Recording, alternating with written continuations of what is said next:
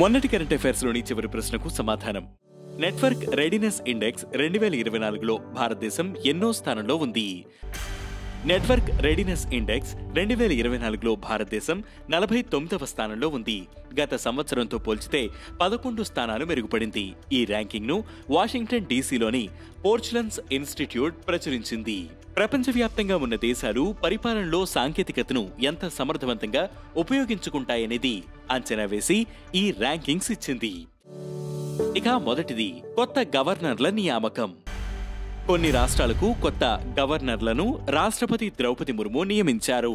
Odisha governor Raghubar Das రాజీనామాకు ఆమోదం తెలిపిన రాష్ట్రపతి మిజోరాం ప్రస్తుత గవర్నర్ కంభంపాటి హరిబాబును ఒడిశాకు బదిలీ చేశారు. బీహార్ గవర్నర్గా ఆరిఫ్ అహ్మద్, మణిపూర్ గవర్నర్గా అజయ్ కుమార్ భల్లా, కేరళ గవర్నర్గా రాజేంద్ర ఆర్లేకర్, మిజోరాం గవర్నర్గా విజయ్ కుమార్ సింగ్ కు బాధ్యతలు అప్పగించారు. ఇక రెండవది రాష్ట్రపరు వెబ్సైట్ ప్రారంభించిన రక్షణ శాఖ. డిసెంబర్ 25న మాజీ ప్రధాని అటల్ బిహారీ వాజ్పేయి జన్మదినాన్ని పురస్కరించుకుని రక్షణ శాఖ కార్యదర్శి రాజేష్ కుమార్ సింగ్ రాష్ట్రపరు వెబ్సైట్ మొబైల్ యాప్ను ప్రారంభించారు.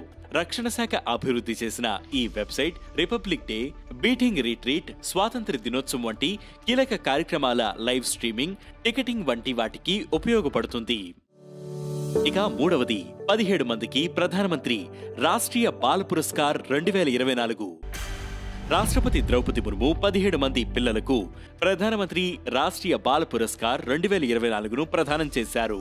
ఇది భారతదేశంలో పిల్లలకు అందజేసే అత్యున్నత పౌర పురస్కారం. మహిళా శిశు అభివృద్ధి మంత్రిత్వ శాఖ మొత్తం 7 విభాగాల్లో ఈ అవార్డును అందజేస్తుంది. ఇక నాలుగవది కొత్త రెవెన్యూ కార్యదర్శిగా అరుణీష్ చావ్లా.